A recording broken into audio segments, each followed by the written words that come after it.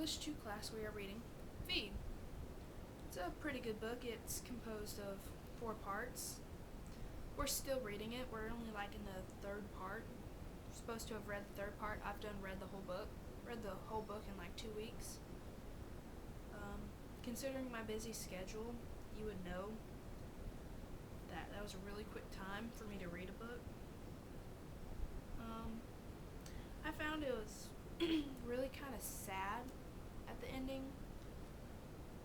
Warning, there are spoilers. She, the girlfriend, Violet, she ends up basically dying.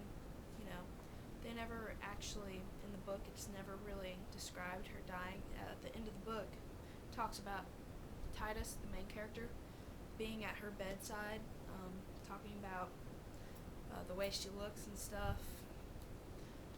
She basically is going to die, but that doesn't happen in the book.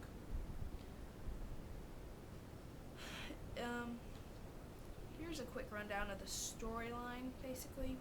The plot. Feeds are computers that you have installed in your brain. There's different kinds. Some are cheaper, some are more expensive or nicer and stuff like that. But you can only have one put in your brain your whole life. It starts to basically control everybody's lives, basically, but that's not really the plot. Kind of like how computers control our everyday lives. Anyway, Titus goes to the moon with his friends, and he talks about some stuff there. They go to the moon, they meet a girl there named Violet. Violet Dern, I think it was. But anyway, they meet her, and they go to a bar. After trying to break into a mini bar at their hotel, they go to a bar, and they're dancing and having a good time. There's no grav on the moon at certain places. Then this old guy basically hacks into their network by basically touching the back of their head and controls everything. Starts making them do this chant. I forget what the chant was. But the police have to shut them off, and they go to the hospital. Their feeds are not turned off; they're just offline. You can have a computer on, but not be on the internet or have access to. So they stay in the hospital and basically get better. At one point in time, they take Violet away. The doctors take Violet away to tell her some stuff. Turns out the feed is messed up, and it's probably going to kill her in the end if she doesn't get help. She can't afford the help later on. They tell you about how she can't afford the help. Titus acts like a real jerk in parts of this. He's pretty crappy. I wouldn't want to be the one dating him. I don't see why Violet was sticking with him so long. I guess she was desperate, dying and all. He doesn't know that she's gonna die in this at certain points.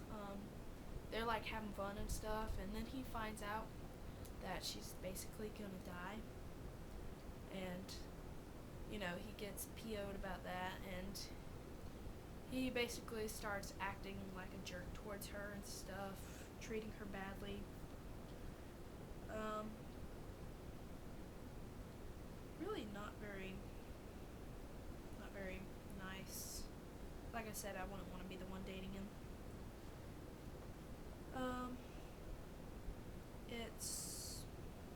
It ends kind of bad because it talks about her capacity going down, and he dumps her before the bad stuff happens, but the father sends information to him, the memories he saw, sends memories to her, and to him, not her, to him of his daughter.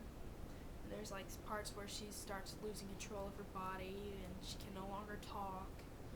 And at the end of the book, it talks about she's laying in bed, her head shaved because it's just too much. It's just fuzz. How her eyes are open and she's not reacting or anything. She's just sitting there with stuff all over her, medical stuff. Pretty much, he talks about going to visit her several times, and and you know, at the end of the book, he feels bad about what happened to her. She ends up dying basically. Like I said, it doesn't really happen in the book, but you know that happens. Um, it's a I definitely recommend this. Good read. Um, good read. Like I said, it's a good read. I think I might have given off the wrong vibe about Titus. It's not that he's intentionally lashing out at her or being a jerk because she's dying. It's just basically he's doing that subconsciously. A rundown on a couple of characters in there. There's Callista, I think is how you pronounce it. She's like one of the prissy girls. Not prissy, but one of the popular girls. Loga and Quindy are pretty popular. Loga's more popular than Quindy. They describe Quindy as being the economy model for Callista, and she knows it, and she hates it. There's Link. Link, I think his last name's Whacker, or something like that. It's off the wall. They call him Link Whacker at one point in time. Archer Whacker, I don't know, he's weird last name, but he's like really rich and stuff. Turns out he's a clone, Abraham Lincoln's clone. He's described as really tall and butt ugly.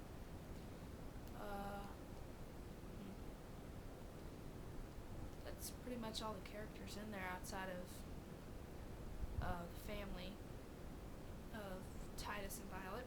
Violet just has her father. Her mother was never married to her father. She ran away. She's like in the Amazon somewhere. She like basically disappeared. Where to start with Titus's family?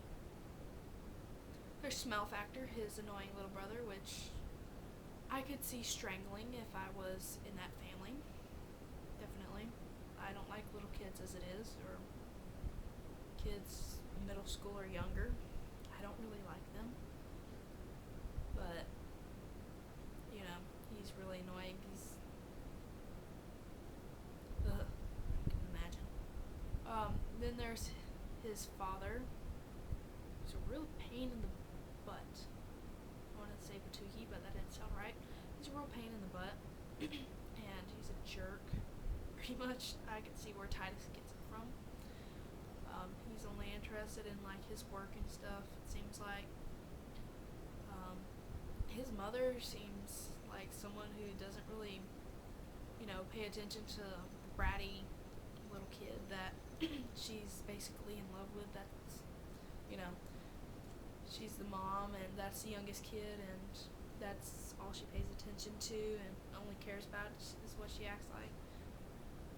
She notices Titus, but she pays more attention to Smell Factor, the little brother. He doesn't really have, he has a name, but his name's never mentioned in the book. The father, like I said, he's a businessman. Yeah, definitely a jerk. There's one part where he's talking to Violet. They're at the dinner table. Violet's with Titus, and they're talking about going out to either see the mountains forest, the national forest, or the mountains, something like that, and or the farm. And he's like, I highly doubt you're gonna be able to see the forest. And Violet's like, what? Why? And he's like, because they cut down the forest. And she's like, why'd they do that? He's like, to put an air factory up. And she's like, but trees make air. And he's like, but she's like, why? And he's like, air is more important than trees. And she's like, here's an example of how dumbed down these people are because of the feed. They're not smart. They have information at their fingertips. They're just not smart. She's like, but trees make air. And he's like, yeah, but air is really important, so we put an air factory there. And she's like, but trees make air. Trees are really important, and they're beautiful. And, you know, anyway, she tells him about that, and he gets really, really jerky about it, to keep it in the mildest of tones. He's basically putting Violet down. That's what it seems like. If you know those like annoying people who know that these things happen but don't really know why, and they come up with stupid excuses why these people do it to basically excuse ignorant people. I know a bunch of people like that. I have to deal with them. They're I can't stand them. Personally, I can't stand those people, so I really don't like Titus's father. Then there's Violet's father, single dad. He has a feed, but it's not like a feed that's in his head. It's a really old model that's like external. Can't have it put in his body because he's too old. Gotta grow into the feed. It's got glasses on in it. You see stuff through the glasses. He's really smart and educated, and he uses really big words and really pretty good. I hope you guys read it. It is a very good book. My explanation, I can't speak right now. I speak really good. My explanation of it isn't very good about it. Simply because I'm very biased on some of the subjects in this book. The characters at points remind me of people I know, people I knew that are dead now because of the stuff they did, stuff that they do in this book, like the drinking and getting high, and how they talk to each other and treat each other. It just reminds me of someone I once knew that ended up, basically killing himself over it. So, good book. Hope you get to read it. Yeah, I really hope you get to read it. It's a pretty good book. A real good read. It'll show you some aspects. It's basically a warning, or what's the word for it? A satire. It's basically a satire that I find really important that we should actually think about. There's actually this debate about getting chips put in our hands that carries all our information. And that's just one more step from an actual computer in our brains. Just to let you know. That's just a few steps away. Computers are controlling our lives. I mean, you're watching this on a computer. Think about it.